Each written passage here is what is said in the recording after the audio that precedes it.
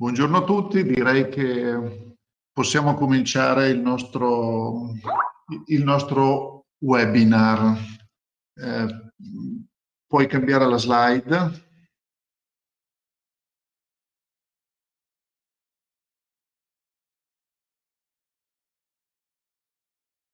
Allora, io sono Sergio Ciarmella, che vi farò una brevissima introduzione poi della società e del webinar, che sarà poi tenuto da Piergian, che ha conoscenze e competenze dirette in questo ambito. Puoi cambiare? Due parole su chi siamo come gruppo Sphinx, cambia pure. Allora, la prima cosa importante è capire chi siamo. Quindi siamo un distributore europeo. Vedete sulla cartina alla destra le immagini con le bandierine dove siamo presenti. 95 dipendenti, quindi non siamo un colosso, ma non siamo neanche troppo piccoli.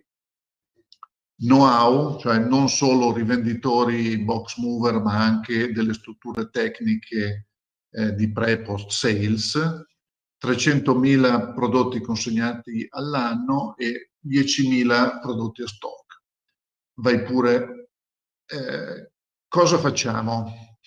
Allora, soprattutto operiamo nell'ambito, diciamo, IoT, parola ormai molto, molto utilizzata, direi anche inflazionata, però nel nostro caso dobbiamo usarla perché è proprio qui che lavoriamo.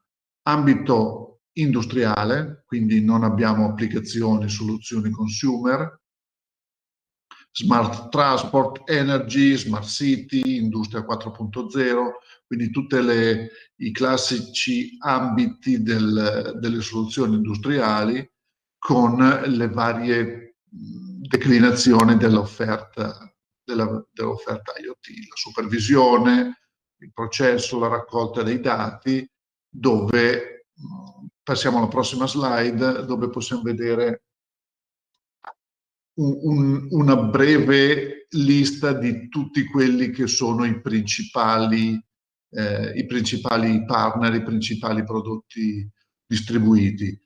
IoT Gateway, Sierra, fornitore storico, brand estremamente importante, ma anche in-end, ma anche MailSite, quindi dai prodotti più performanti ai prodotti, diciamo, invece dove il prezzo diventa una parte estremamente importante. PC industriali, diversi brand, Lanner, Advantech, Syntrones, quindi prodotti industriali, prodotti per l'ambito ferroviario, soluzioni KVM, quindi Adder, fornitore di riferimento. No, non voglio entrare in tutti i dettagli, Terz, switch Ethernet molto, molto interessanti. Faccio l'ultimo pezzo dello spot della società, puoi cambiare slide, e quindi unico partner per tutte le tecnologie e soluzioni, come dicevo, team di pre e post sales, quindi soluzioni supportate anche da persone che sanno quello che vendono, e ho aggiunto poi in questi giorni importante stock europeo per mitigare le problematiche di shortage. Quindi siamo un distributore che, con difficoltà, perché non è facile avere stock di tutti i prodotti, ma cerchiamo di avere ancora stock e di tenere uno stock importante per riuscire a servire i clienti. Con questa slide ho finito la mia presentazione, lascio la parola a Piergian, che vi parlerà di tutto quello che è l'aspetto l'oggetto del webinar, quindi, e non esitate a fare domande se volete sulla chat per eventualmente se avete qualche dubbio o qualche curiosità cercheremo di rispondervi o direttamente o poi magari più tardi. Grazie a tutti, la parola a Piergian. Grazie Sergio. Buongiorno a tutti, dunque io sono Piergian, collaboro con Sergio su tutte le tematiche di Sphinx e particolarmente anche un po' lo sviluppo di webinar come quello di oggi. Il webinar di oggi abbiamo voluto sviluppare un po' un soggetto che sentiamo molto adesso, che è l'IoT, ma specialmente la sicurezza cibernetica nel mondo dell'IoT. Ci sono molte news che riferiscono a attacchi cibernetici o altro. E dunque, durante questo webinar abbiamo 4 punti da presentarvi. Un primo punto su News and Facts, quali sono le maggiori attualità, esempi di attacco cibernetici e anche i numeri che sono legati al mondo della sicurezza cibernetica. Come si posiziona l'Europa, l'Italia è al riguardo della sicurezza cibernetica, che leggi, che norme sono messe a posto, che organismi sono creati per aiutare la società a combattere questi attacchi. Un terzo punto concentrato sull'IoT e la sicurezza cibernetica, come l'IoT risponde con le sue tecnologie e le sue installazioni alla protezione del dato nostro, che sia un dato finanziario, sociale, sanitario o altro. E finiremo su una presentazione di 2 soluzioni maggiori che fanno l'IoT, che siano il LoRaWAN o l'LTE, con la presentazione grafica e molto semplice della protezione che apportano queste tecnologie con i prodotti che proponiamo noi anche il gruppo Sphinx.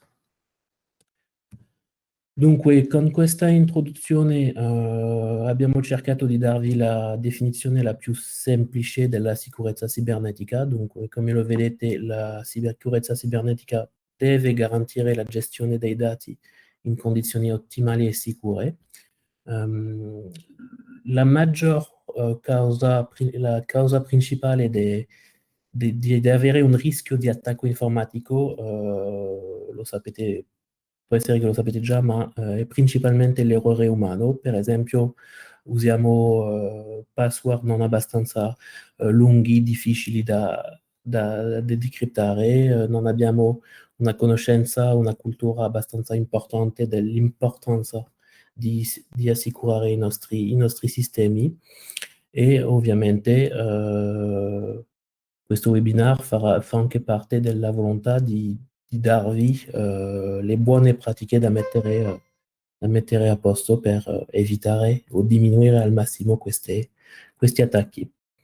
E in conclusione di questa definizione, la sicurezza cibernetica esiste da molto tempo, già dai Romani o altro, con varie soluzioni meno tecnologiche che attualmente, ma la nostra trasformazione digitale del nostro mondo, con una connessione permanente a Ethernet, mette al pericolo i nostri dati, che siano economici, sociali o di salute o altro, come l'abbiamo visto ultimamente. Dunque dobbiamo evitare la perdita e i danni che possono provocare gli attacchi cibernetici.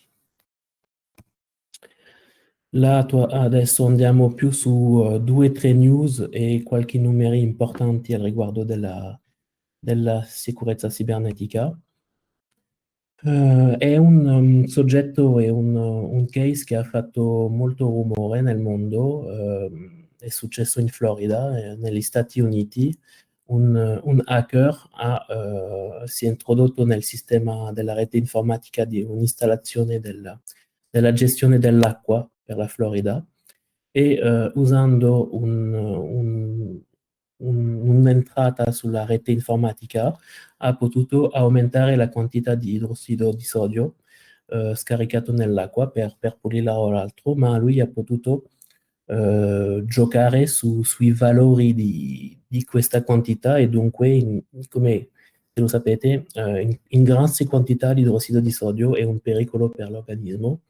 Ovviamente e per fortuna l'attacco ha potuto essere fermato abbastanza velocemente per non avere una quantità troppo importante e pericolosa per l'uomo.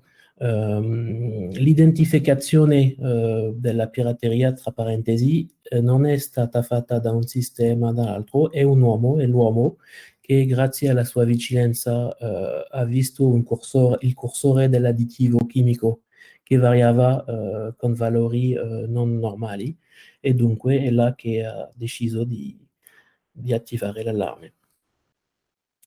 Un secondo case riguarda un acquario installato in un casino in America sempre. L'acquario è equipaggiato da un termometro connesso all'internet per sapere la qualità e la temperatura dell'acqua a distanza senza dover andare a vedere tutti i giorni. E dunque un hacker, usando la rete e tramite questo oggetto connesso, ha potuto accedere a tutto il sistema informativo del casino e dunque ottenere tutte le informazioni finanziarie e i dati sui clienti del casino. Dunque aveva i nomi, gli indirizzi, i telefoni, le somme spese dai clienti nel casino, la loro presenza, il numero di giorni o altro. Dunque un dato molto importante anche per molti fatti. L'identificazione dell'hacking non c'è stata nessuna precisione, però hanno divulgato che avevano affidato questo a una società privata di cibersicurezza. Il terzo case riguarda la vulnerabilità di un oggetto connesso che abbiamo quasi tutti adesso in casa, che sono le macchine da caffè che possiamo gestire dal nostro telefonino o altro per scegliere il tipo di caffè o altro. E dunque un pirata, grazie alla connessione Wi-Fi usata dalla macchina di caffè, ha potuto prendere il controllo della macchina a distanza e farla funzionare in modo anarchico. L'obiettivo di questo hacking era di dimostrare la possibilità di introdursi nella rete di un oggetto connesso e alla fine l'unico modo per fermare l'hacking e smettere il funzionamento della macchina era di scollegare tutto e dall'alimentazione e dalla rete. Un ultimo case riguarda un dato molto sensibile oggi, specialmente nel nostro contesto attuale, che sono dei dati sanitari. Un hacker ha effettuato un ransomware. Un ransomware riguarda un attacco cibernetico che permette di richiedere soldi per sbloccare il sistema che è stato hackato. Dunque funziona nel fatto di introdursi nel software del sistema informatico con un software maligno che può essere scaricato da una penna USB, da una mail ricevuta da un collaboratore dell'ospedale o altro. E questo software prende la mano e gestisce e può accedere a tutto il sistema e dunque bloccare il sistema e non permettere l'accesso dei dati all'ospedale. L'identificazione è stata fatta grazie a una soluzione hardware e software che hanno identificato l'intrusione nel sistema. L'unica soluzione è stata di disconnettere fisicamente tutto il sistema e dunque durante 2 o 3 settimane l'ospedale non aveva più accesso ai suoi dati. Alcune cifre da conoscere sulla la sicurezza cibernetica. Il primo è il 95%. Il 95% delle violazioni della sicurezza informatica sono causate da da un errore umano, da un nostro errore. Se una password non è abbastanza lunga, un mail che apriamo e non facciamo attenzione all'attachment o al link che ci è mandato da qualcuno che non conosciamo bene. 170 miliardi di dollari entro il 2022 riguarda il mercato globale della sicurezza dell'informazione che potrebbe raggiungere, dunque dimostra l'importanza di questo mercato della sicurezza dell'informazione. 88% delle organizzazioni di tutto il mondo sono state vittime di tentativi di phishing o di hacking nel 2019. Questo è stato fatto da un sondaggio privato su varie aziende europee e americane. Accenture, una grande azienda di consiglio e di sorveglianza, ha fatto anche lui un sondaggio e indica che il 68% dei leader aziendali ritengono che i rischi di cybersecurity stanno aumentando. C'è un bisogno continuo di sempre avere una tecnologia che evolve con il rischio di hacking per questi leader aziendali. In media solo il 5% dei documenti aziendali e anche privati sono protetti adeguatamente con password, con sistemi redondanti, con file salvati su vari supporti. Un altro dato è che il centro delle risorse che studia un po' gli attacchi cibernetici, specialmente sul furto di identità, ha identificato che tra il 2005 e il 2020 11.762 violazioni sono state registrate su questo punto. E l'ultimo dato è che è stimato, secondo Cybersecurity Media, che ci sono 300 miliardi di password usati ad oggi da uomini e macchine in tutto il mondo. E ovviamente questa cifra andrà ad aumentare più il numero di oggetti connessi sarà numeroso nel nostro mondo. Su questa slide abbiamo definito i 3 principali attacchi informatici più comuni. Avete il botnet. Dunque il botnet è una rete di sistemi che sono combinati per prendere il controllo remoto di un oggetto o di un computer o altro. Dunque sono usati dagli attaccanti su una scala larga per rubare informazioni private, sfruttare dati bancari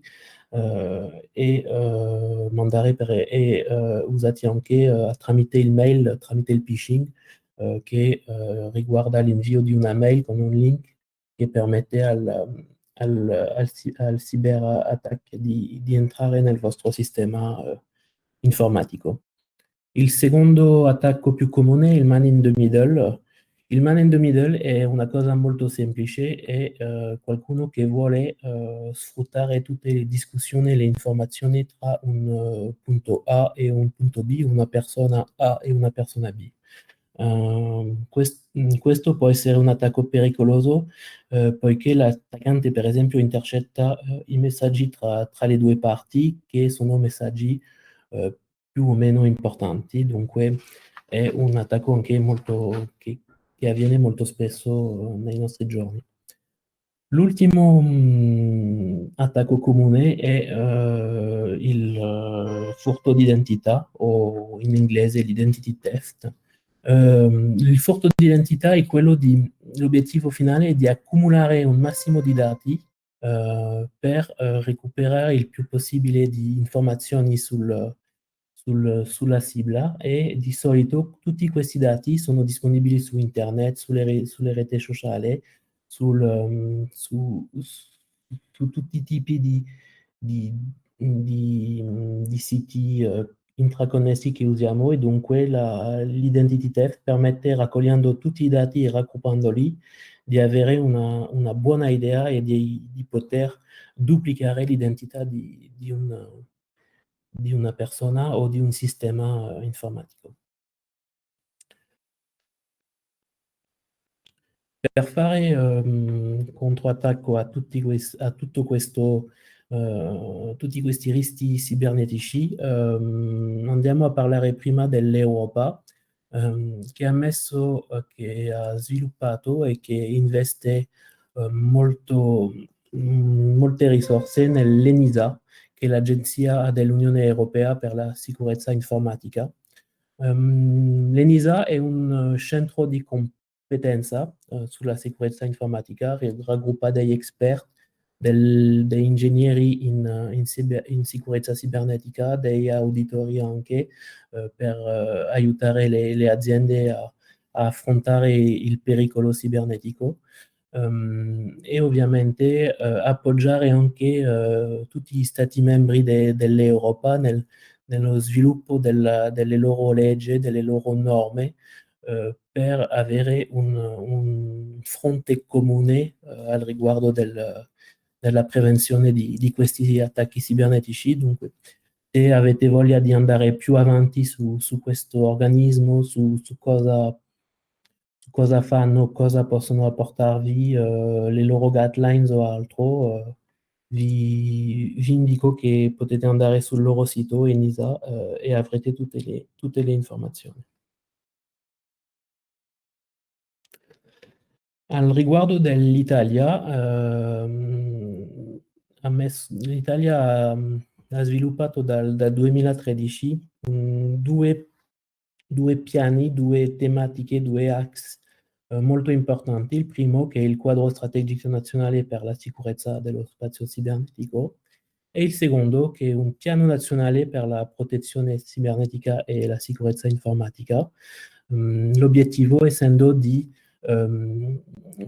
accompagnare le aziende e proporre una risposta sempre comune a questi attacchi cibernetici tramite la messa in piedi di due normative, la normativa direttiva NIS e il perimetro di sicurezza nazionale. Questi sono tutti dati un po' legali, un po' difficili da capire e da spiegare così velocemente durante questo webinar, dunque se avete altre domande potete scrivercele e poi vi risponderemo più precisamente su questi punti. Per rispondere e per avere la sua task force, tra parentesi, contro gli attacchi cibernetici, l'Italia ha messo in piedi il Computer Security Incident Response Team, che è il CSIRT.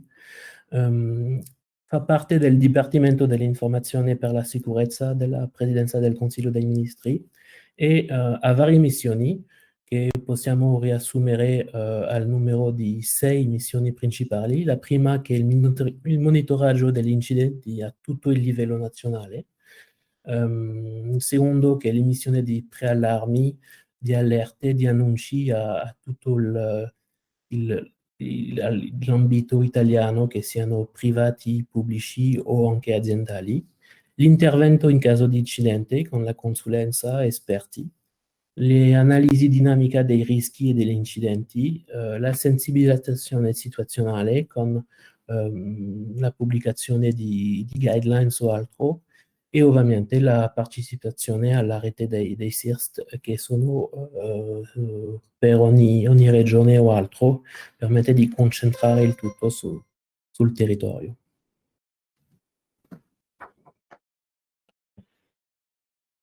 Adesso andiamo sul terzo punto che vi ho presentato in introduzione, che è l'IoT e la sicurezza cibernetica.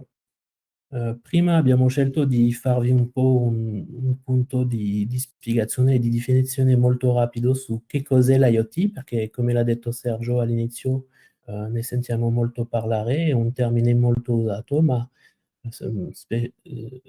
spesso usato per per definire qualcosa di molto generale.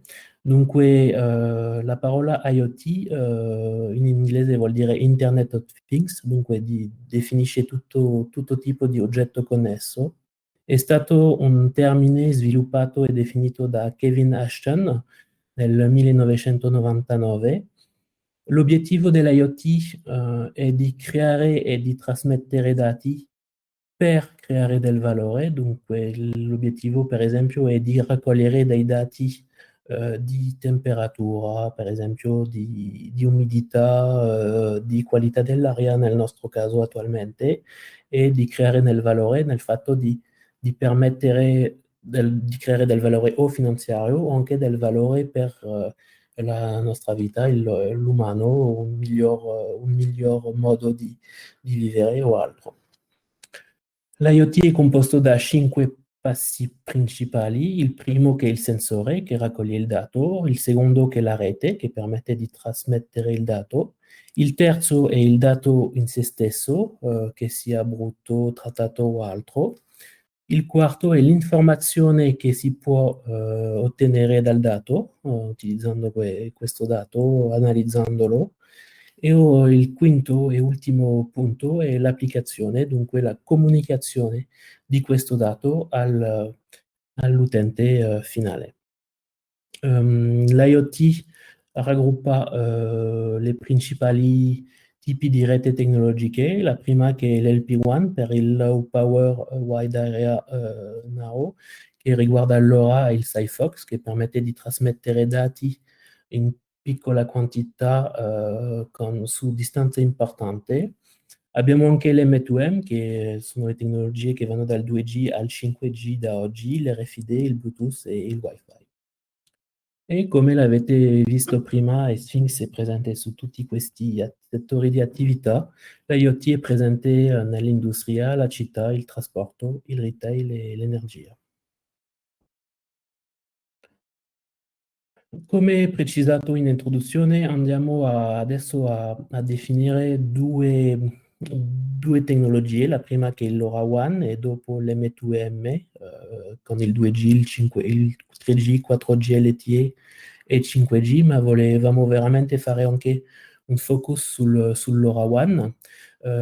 Il LoRaWAN è il protocollo di trasferimento dei dati usato nella tecnologia LoRa. La tecnologia LoRa è una tecnologia, per fare semplice, che permette di trasmettere dei dati ottenuti da nodi, da sensori, su lunghe distanze, in modo molto economico, perché non ci sono tutto il lato economico che ci sarebbe sull'uso della rete cellulare. Ovviamente la quantità di dato che può essere trasmesso tramite il LoRaWAN è meno importante che tramite l'LTE, ma è una tecnologia che va a svilupparsi a fianco all'LTE nel futuro prossimo. Dunque, come l'abbiamo descritto, è l'invio di dati da sensori al cloud o a applicazioni finali.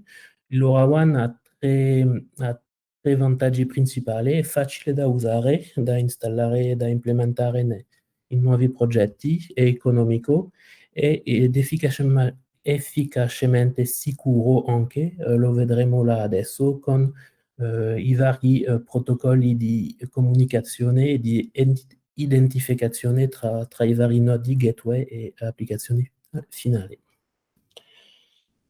Dunque, LoRaWAN permette, come ve l'ho detto, di avere una sicurezza efficace, perché permette di avere due modalità di attivazione di questa sicurezza. Queste due modalità sono state definite dalla LoRa Alliance e dagli industriali che partecipano allo sviluppo di questa tecnologia. La prima modalità è l'OTAA, che sarebbe l'Over the Air Activation. Dunque, come vedete sullo schema a destra, avete un AppSkey, che è un Application Section Key, che permette di assicurare il dato tra l'end device, che sarebbe il sensore primario, e l'applicazione finale. Questa che permette di avere un segreto, per fare semplice, un segreto comune tra il nodo iniziale e l'applicazione. Se il nodo e l'applicazione non hanno la stessa chiave, la stessa identificazione, il dato non è considerato dall'applicazione come utilizzabile o altro, e dunque non sarà usato e non sarà compilato. L'importanza anche è che ci sono solo l'end device e l'applicazione che hanno questa chiave, e dunque se nessuno non ha questa chiave, che può essere solo letta dall'applicazione dell'end device, non può mettersi tramite questo protocollo per avere accesso ai dati. L'unico attuale, tra parentesi, punto debole è che questa chiave è lunga e è facilmente identificabile nel codice primario dell'applicazione. Dunque c'è un bisogno sempre di aggiornare queste chiavi e di fare anche una gestione della rete. La seconda modalità è l'ABP, è l'attivazione tramite personalizzazione. Dunque il nodo è preconfigurato sempre con le stesse chiavi, perché sono solo due nel mondo dell'LoRaWAN, con una seconda chiave che è la Network Session Key. Dunque la Network Session Key permette, tra parentesi, di criptografare il dato tra il sensore e la gateway finale. Ovviamente è una presentazione molto semplice, molto generica. Se avete altre richieste, non esitate a mandarcele e vi risponderemo su ciascuno dei punti. Sulla rete cellulare, un po' come per la rete LoRaWAN, l'importante è di sicurizzare dal sensore all'applicazione finale, ma là usiamo dei protocolli tra parentesi differenti, ma l'obiettivo di uso finale è lo stesso, con l'aggiornamento dei firmware, l'utilizzazione di applicazione, la sorveglianza della connettività dei device, ovviamente anche la possibilità di fare un update del firmware a distanza e di sicurizzare il tutto, e di portare il dato fino al cloud. Queste due tecnologie permettono, per conclusione, di avere una sicurezza comunque importante tra il dato iniziale che viene dal sensore e l'utente finale tramite l'applicazione o altro. Tutti questi industriali del settore dell'IoT hanno 5 best practice, migliori pratiche da proporre. La prima ovviamente per la gestione dei device o altro, delle applicazioni, dei sistemi, dei server, è di creare dei password forti come lo sapete già, con maiuscole, minuscole, numeri, caratteri speciali, con una lunghezza abbastanza importante anche. Il secondo punto è di aggiornare il firmware di ogni dispositivo appena possibile, un po' come lo facciamo con i nostri telefonini anche, che sono degli oggetti connessi.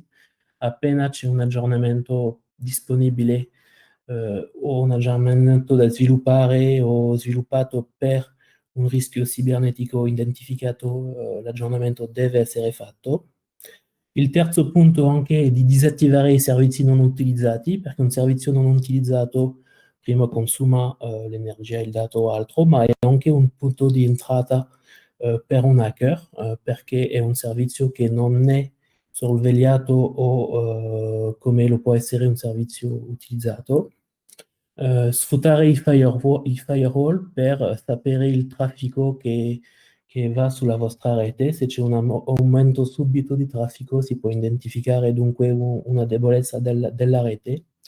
E il quinto punto, monitorare l'attività di tutti i vostri oggetti connessi, con tutti i sistemi che che i nostri partner propongono di gateway management, di sistema di gestione e di analizzo dell'infrastruttura di rete. Dunque, vedete di nuovo questa slide che Sergio vi ha presentato in introduzione, dove vi presentiamo di nuovo tutti i nostri partner. Non vi faccio di nuovo la lista dei nostri partner, ma l'obiettivo è di farvi vedere che qualsiasi soluzione che abbiate bisogno, che sia una gateway IoT o anche una gateway LoRa, un sistema di accesso distante o altro, tutti i nostri fabbricanti hanno una soluzione da proporre e andiamo là adesso specialmente su una delle nostre soluzioni che vogliamo mettere avanti su questo sicurezza cibernetica dell'IoT, che è l'FX30. L'FX30 è una gateway che usa la rete cellulare per trasmettere dei dati da un sensore o da un contatore o da un relay, da qualsiasi node verso un'applicazione finale. L'FX30 è un prodotto che per noi è un po' come un coltello svizzero, perché può fare da modem, da gateway, da router anche, solo per esempio da un punto di accesso. Avete bisogno di avere un accesso alla rete internet da qualche parte. Con questo router e la sua possibilità di router giustamente vi permette di accedere alla rete, dunque non è solo l'utilizzo per mandare dati, ma anche per poter andare sull'internet. Ha un'interfaccia di gestione molto smart, sviluppata dal nostro IoT Lab, che possiamo anche mandarvi le specifiche su richieste vostre, che presento nella slide successiva, e anche una programmazione per chiunque con Android imbarcato. Dunque questo FX30 l'abbiamo in 5 versioni, con opzioni addizionali, versioni 3G Ethernet e seriale, LTE-M per dati molto più bassi in consumo di banda di rete cellulare, e anche una versione LTE Cat 1 per quando c'è un bisogno più importante di trasmissione di dati. Come dicevo, abbiamo noi Sphinx, tramite l'IoT Labs di Sphinx, sviluppato un firmware molto orientato per l'utente finale, nel fatto che è un'interfaccia web molto semplice, che permette di avere tutta la configurazione del router, il wifi, di scegliere il tipo di configurazione per il router, per esempio, ma anche di scegliere, di configurare le scelte della rete cellulare, della lettura del port seriale o altro, di fare un update del firmware. Ma volevo mettere in avanti un punto molto interessante di questa tecnologia, che è una tecnologia che non ho parlato prima, ma che è anche molto usato nel nostro mestiere dell'IoT, che è la tecnologia VPN. Il VPN, per fare semplice, è una tecnologia che permette di creare un tunnel da un punto A a un punto B per trasmettere dei dati, e il materiale che si trova a questi due punti ha una chiave per identificare, un certificato per identificare questa trasmissione di dati, e se non ha questa chiave, questo certificato, non può accedere al dato o altro. Dunque è una soluzione attualmente con un grado alto di sicurezza nella trasmissione del dato, e l'abbiamo reso facile di configurazione con l'implementazione dell'OpenVPN su questa tecnologia che è l'FX30, che dunque vi permette, installando un vostro server VPN o anche tramite un servizio esterno VPN, di proteggere la trasmissione di tutti i vostri dati. Vi ringraziamo molto per l'attenzione. Io ho terminato la presentazione. Non so se Sergio vuoi aggiungere qualcosa. No, non ho niente da aggiungere. Ti ringrazio del lavoro che hai fatto per raccogliere tutte le informazioni, e saluto anche tutti i partecipanti del webinar, spero di vedervi, incontrarvi in un prossimo futuro. Grazie e arrivederci a tutti quindi. Grazie a tutti, arrivederci.